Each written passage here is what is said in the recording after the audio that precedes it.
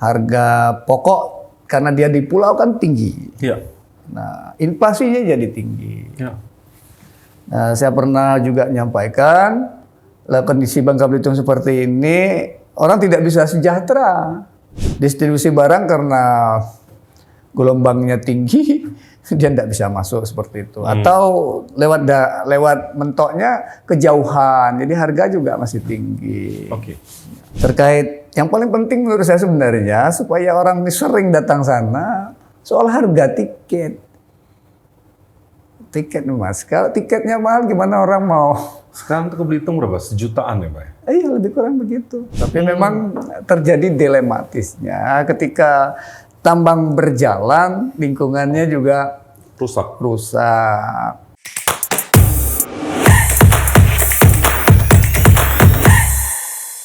Assalamualaikum warahmatullahi wabarakatuh. Waalaikumsalam warahmatullahi wabarakatuh.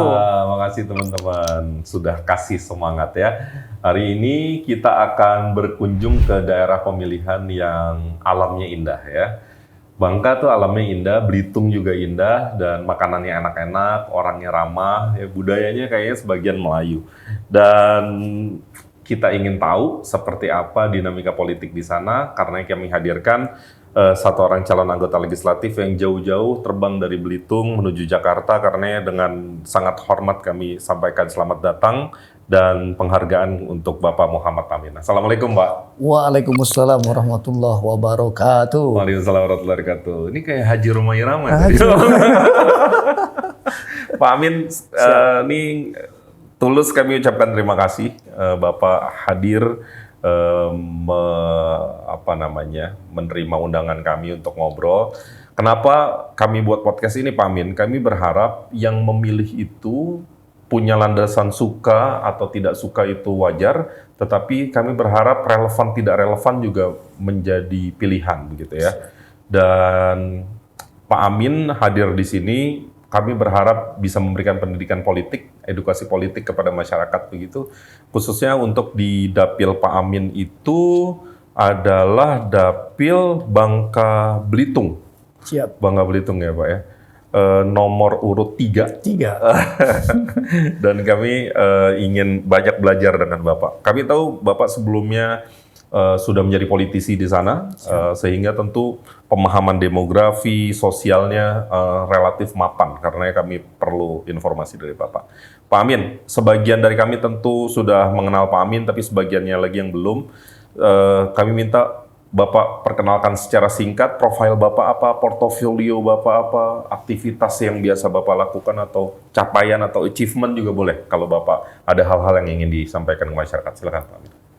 Oke, Assalamualaikum warahmatullahi wabarakatuh. Waalaikumsalam warahmatullahi wabarakatuh. Saya Muhammad Amin, lahir di Desa Batu Betumpang, Kecamatan Payung. 2004 saya mencalonkan diri dari Dapil Payung Simpang Rimba untuk duduk di DPRD Kabupaten Bangka Selatan dan alhamdulillah terpilih. Kemudian saya lanjutkan kembali 2009 yang mencalonkan lagi dan kemudian terpilih kembali.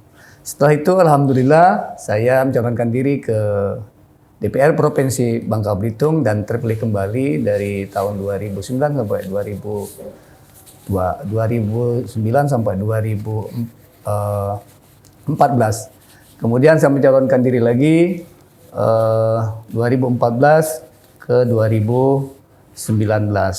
Nah hari ini saya coba, karena Bangka Belitung terkhususnya Bangka Selatan, daerah lahirnya saya, belum pernah sudah 20 tahun pemilihan demokratis ini belum pernah terpilih wakilnya untuk DPR RI. Jadi saya ingin melanjutkan kembali, semoga nanti saya bisa dipilih oleh rekan-rekan di dapil saya dan di daerah domisili saya, karena saya juga selain besar di daerah Batu Betumpang, saya setelah SMP juga besar di Pangkal Pinang. Tahun 86 saya di Pangkal Pinang.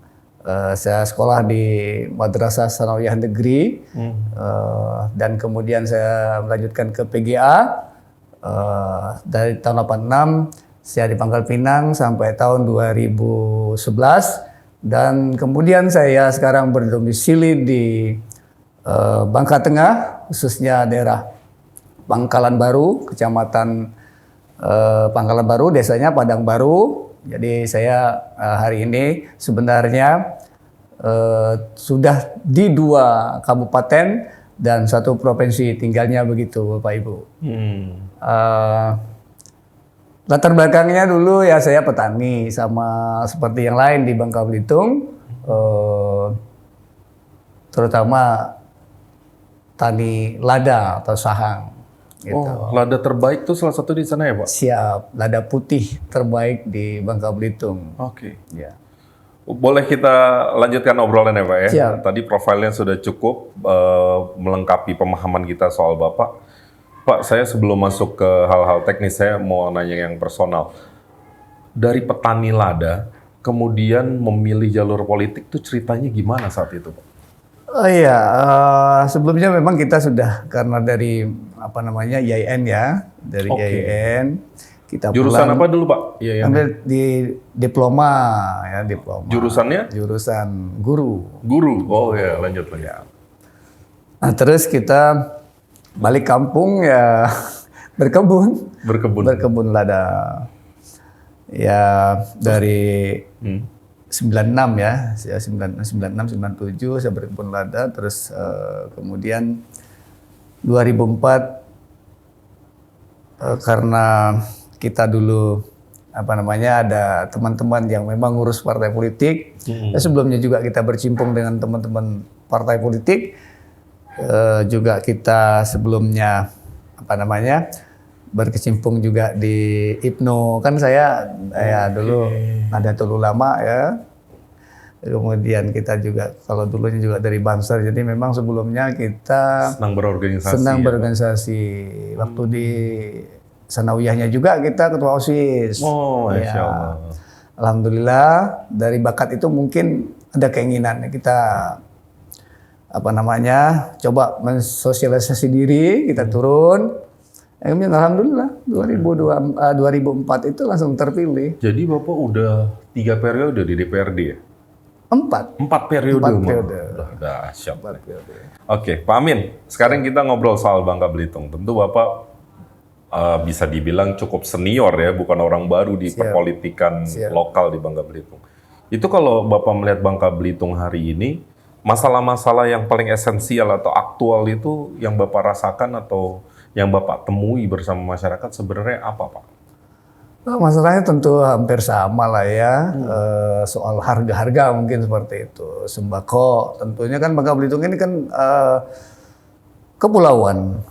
Kita pernah semasa waktu saya masih sekretaris KNPI Provinsi Bangka Belitung berjuang untuk mendesak supaya Bangka Belitung ini ada undang-undang provinsi kepulauan. Maka waktu itu saya di Batam dengan KNPI 8. Ya hari ini udah 8. Kalau dulu 7 provinsi kepulauan. Hari ini sudah 8 provinsi kepulauan untuk mendesak pemerintah mengeluarkan peraturan undang-undang terkait 8 provinsi kepulauan. Itu Provinsi Sulawesi Tenggara, Sulawesi Utara, Nusa Tenggara Barat, Nusa Tenggara Timur, Bangka Belitung, dan Kepri. Maluku juga, Maluku Utara, Maluku. Nah kita berjuang waktu itu tidak meminta otonomi khusus, tapi karena kita masuk di bercirikan kepulauan, tentunya indeks kemahalan harga ini kan tinggi. Jadi dan sebagian besar komoditas yang dibutuhkan masyarakat lokal itu diambil dari luar, Pak ya? Iya, itu tadi fenomenanya ya kan, yang harus kita lakukan itu undang-undang itu harus digolkan dulu. Kemudian harga pokok karena dia di pulau kan tinggi. Iya. Nah, inflasinya jadi tinggi. Iya. Nah, saya pernah juga menyampaikan kondisi Bangka Belitung seperti ini, orang tidak bisa sejahtera. Pendapatannya besar, tetapi belanjanya besar. Kenapa? Misalnya pendapatan 4 juta, tapi belanjanya jadi 6 atau 8 juta. Jadi tidak bisa nabung. Sedangkan menurut saya orang yang nabung itu orang sejahtera itu ya orang yang nabung gitu.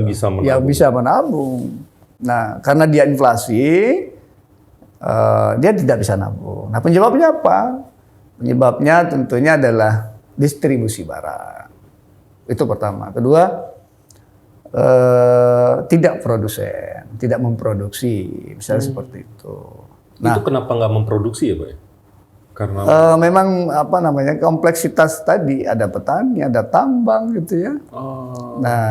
Ya harga-harganya juga ya hari ini kemana kita ke lapangan itu kan ngeluhnya harga karet murah, misalnya seperti itu, harga sawitnya juga belum untung lah katakan begitu.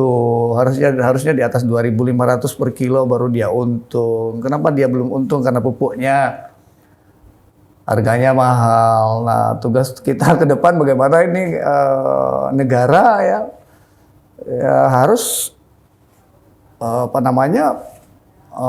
persoalan pupuk ini harus datang diberikan langsung ke petani, tidak seperti hari ini tidak jelas kemana harusnya mereka dapatkan pupuk subsidi itu. Gitu. Nah, kalau dengan kondisi mereka pupuknya harga tinggi dengan harga jual sawitnya murah kan tidak balance atau tidak untung. Jadi nilai tukar petaninya itu jadi rendah gitu. Nah, dengan naiknya harga-harga petani, turunnya harga-harga sembako, komoditas, insya Allah jadi sejahtera. Pak, di pemahaman Bapak sebagai orang yang pernah di legislatif provinsi begitu ya, apa yang bisa membuat hal-hal itu diperbaiki gitu ya?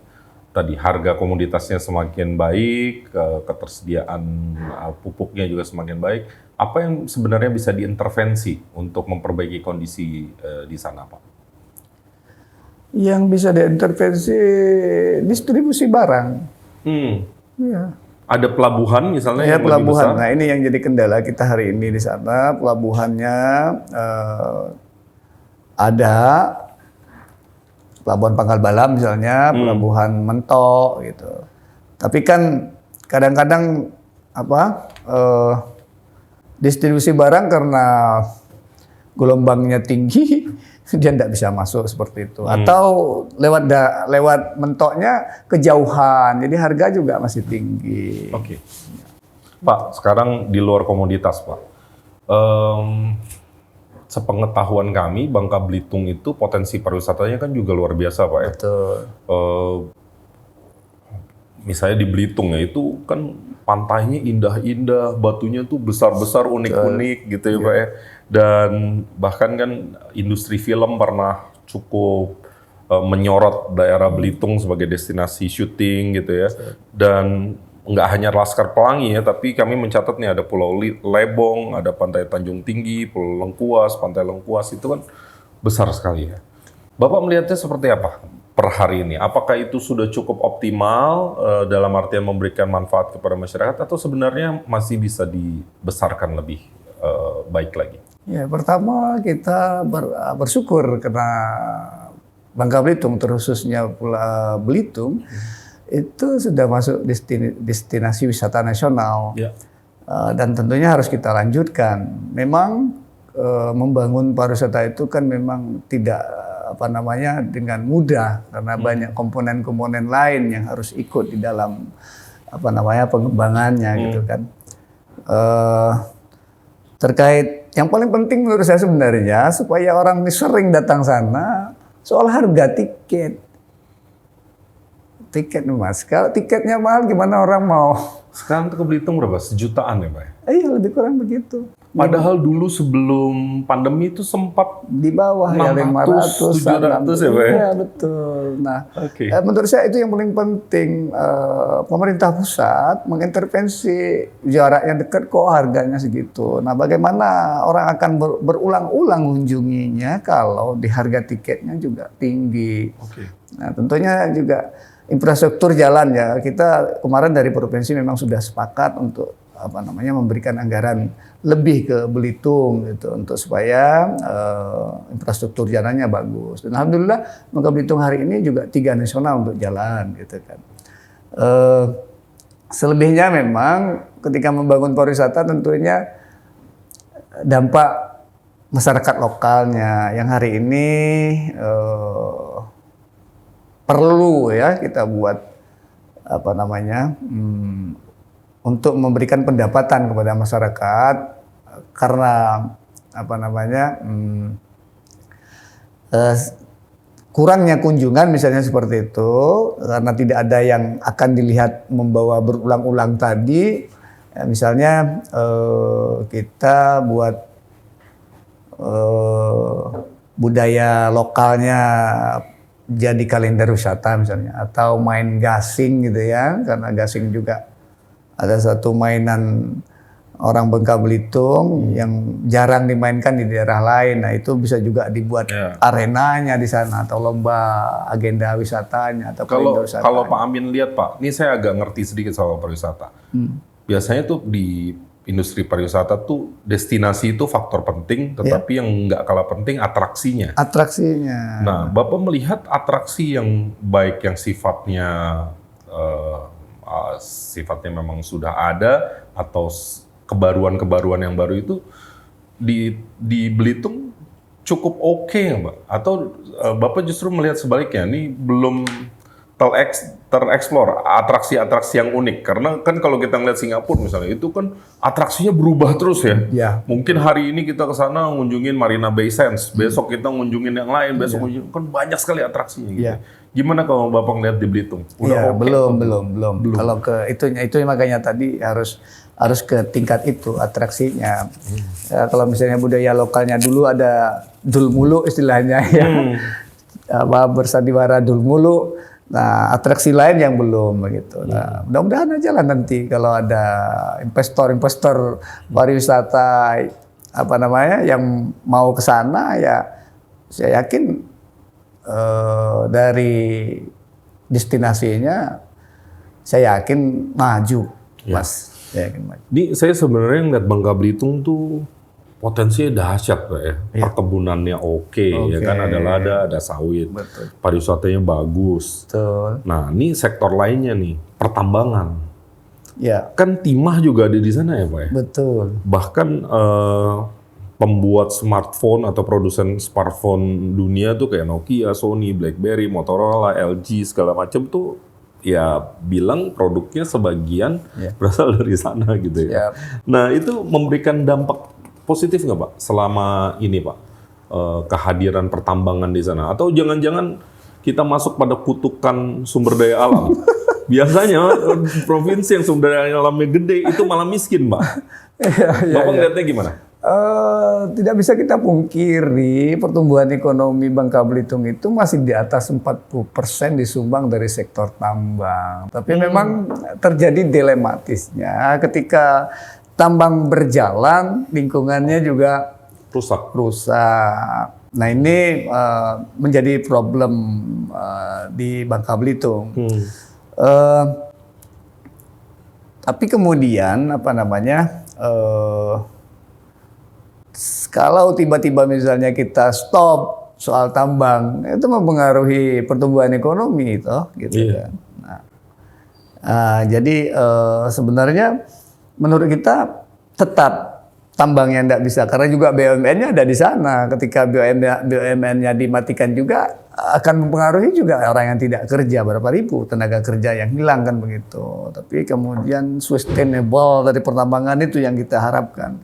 Kalau misalnya perusahaan BUMN-nya maupun perusahaan swastanya bertanggung jawab dengan tutup tambangnya, menanam kembali misalnya akasia atau produk-produk lain atau tanaman-tanaman lain, rumbia misalnya seperti itu, saya yakin yang lahan kritis ini bisa mendapatkan income kembali gitu. Tapi menurut saya hari ini potensinya belum optimal karena kita langsung ekspor, tidak ke hilirisasi. Nah, kalau misalnya ada hilirisasi, contoh solder yang itu dibutuhkan oleh smartphone, yang lain-lain, itu kan ada solder di dalamnya. Nah, kalau itu dibangun aja di kita, misalnya, kita yakin itu menambah kontribusi yang sangat luar biasa untuk Bangka Belitung. Nah, ada lagi yang menurut saya, Mas, kenapa kita harus berjuang sebenarnya untuk Bangka Belitung itu, yang belum potensi itu, mineral ikutannya, bukan hanya timah doang yang diambil. Mineral jarangnya. Nah, di sana ada ilmenit, ada monazit, ada zirkon, ada litium, macam-macam. Ada berapa belas bahan yang ada di ikutannya.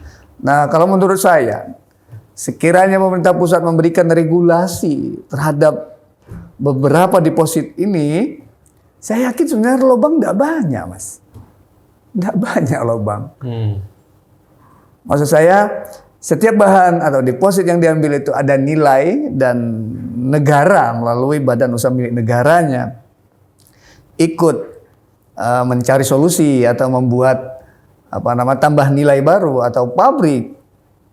Misalnya zirkon mau dibuat ke keramika, misalnya seperti itu, atau ke produk-produk lain. Saya yakin sebenarnya tidak banyak lubangnya.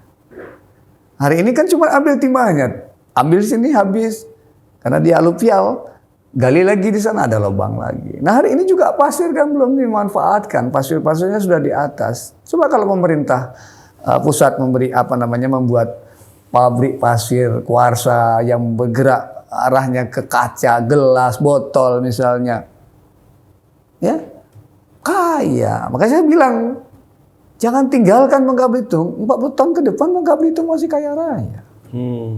Karena masih banyak deposit yang belum diberikan regulasinya oleh pemerintah pusat yang hari ini nilainya belum tinggi. Padahal dari ikutan itu mungkin harganya lebih tinggi dari mineral utama yang diambil, timah itu sendiri. Wah, ini informasi berharga nih Pak Amin. Regulasinya itu pada level nasional ya Pak ya? Saya awam terus terang. Nasional. Jadi harus ada regulasi pada level nasional untuk pemanfaatan dan pengelolaan mineral jarangnya itu ya Pak? Itu belum ada ya? Belum. Harus ribet banget itu kan, harus batan, harus segala macam. Tapi enggak apa-apa, ribet-ribet, tapi juga bangun gitu kan. Iya. Dibuang. Nah itu sebenarnya bisa menjadi salah satu ini Pak ya, perjuangan Bapak kalau memang amanahnya itu hadir di Bapak menjadi salah satu anggota DPR RI, Pak ya? Iya, insya Allah. Itu kita akan perjuangkan.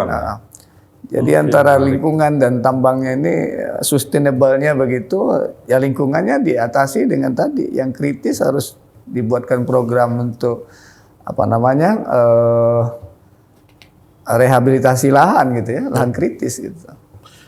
Oke, Bapak, sekarang saya mau bertanya cepat aja gitu ya. Bapak pilih salah satunya aja, Pak. Ini lucu-lucuan, nggak ada benar, nggak ada salah. Nggak ada benar, ini semua benar, Pak. Bapak tuh lebih suka berpikir kritis atau berpikir kreatif, Pak? Kreatif. Pilih punya pengetahuan atau keterampilan? Keterampilan. Bekerja keras atau bekerja cerdas? Cerdas. Percaya pada perencanaan atau mengikuti alur? Mengikuti alur. Menyembunyikan perasaan atau mengungkapkan secara terbuka?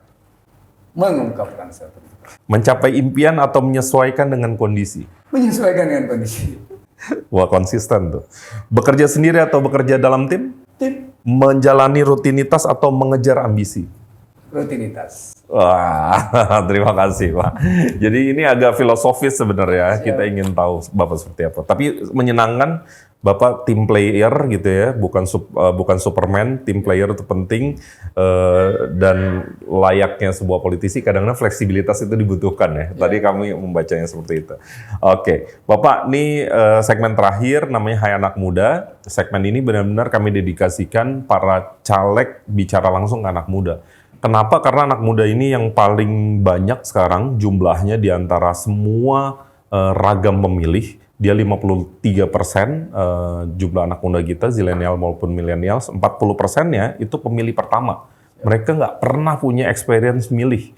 Dan angkanya 40% dari 53%. Jadi angkanya dahsyat gitu ya Pak ya.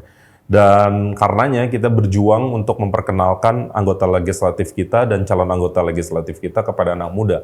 Nah, nanti Bapak berbicara dengan mereka melalui kamera ini, apa aja Pak? Boleh nasihat, boleh ajakan memilih Bapak juga boleh karena di musim kampanye. Jadi silahkan Pak Amin nanti arahnya ke sini, hai anak muda, nah saya ini saya itu gitu ya. Bisa ya Pak ya? Siap. Oke, silakan Pak Amin, hai anak muda. Hai anak muda, salam pemuda. Wah, salam. Pemuda adalah penerus generasi yang tua-tua seperti kami ini. Kalian hari ini di era digitalisasi yang akan menyebabkan kalian lebih maju. Jangan kemudian kalian bermalas-malasan. Ayo semangat, buatkan karyamu. Dan kita berjuang untuk DPR RI terkhusus kepada Bapak Muhammad Amin nomor 3, coblos nomor 3. Sekiranya anak muda mau bersama kita, kita akan bersama membangun pemuda. Ya, terima kasih Pak Amin. Iya, Pak Amin, terima kasih sudah hadir bersama kami. Semoga apa yang Bapak sampaikan bisa menambah wawasan, menambah informasi, dan kami berharap perjalanan 1 bulan ke depan ini lancar, Pak Amin. Tetap bersemangat. Tentu medan semakin tidak mudah, begitu ya. Ladang perjuangan semakin tidak mudah, tetapi karena tidak mudah, pahala lebih tinggi saya rasa ya. Karena kalau ini diniatan ibadah kan nggak ada yang rugi, nggak ada yang mubazir gitu ya Pak. Jadi itu Pak, sukses selalu untuk Bapak dan tim. Mudah-mudahan Allah Subhanahu Wa Taala takdirkan kemenangan untuk Bapak dan tim. Amin. Dan tadi apabila kemenangan itu hadir di pundak Bapak, mohon dijalankan dengan amanah sehingga apa yang ada di pundak Bapak itu tidak hanya bernilai manfaat di dunia tetapi juga di akhirat. Mungkin itu harapan kami semua. Dan teman-teman sekalian yang sudah menyaksikan, jangan lupa kalau teman-teman, Bapak, Ibu, Saudara, kakak-kakak yang suka dengan Pak Muhammad Amin, jangan lupa coblos beliau tanggal 14 Februari 2024. Cara carinya gampang, nomor 17, P3 atau Partai Persatuan Pembangunan itu ada di pojok kiri bawah. Ya. Lihat, turun ke bawah, kalau cari Pak Amin, nomor 3, 1, 2, 3, Pak Amin coblos, gitu ya Pak ya. Nggak usah susah-susah ya. Jadi kalau kalian percaya, kalian suka dengan program beliau, ketulusan beliau, kerja-kerja politik beliau, jangan lupa sekali lagi coblos beliau. Terima kasih sudah menyaksikan, Pak Amin, sekali lagi terima kasih sudah hadir bersama kami. Teman-teman jangan lupa like, subscribe, and share konten ini kalau menurut kalian bermanfaat. Saya Imam Priyono pamit, Assalamualaikum warahmatullahi wabarakatuh. Waalaikumsalam warahmatullahi wabarakatuh.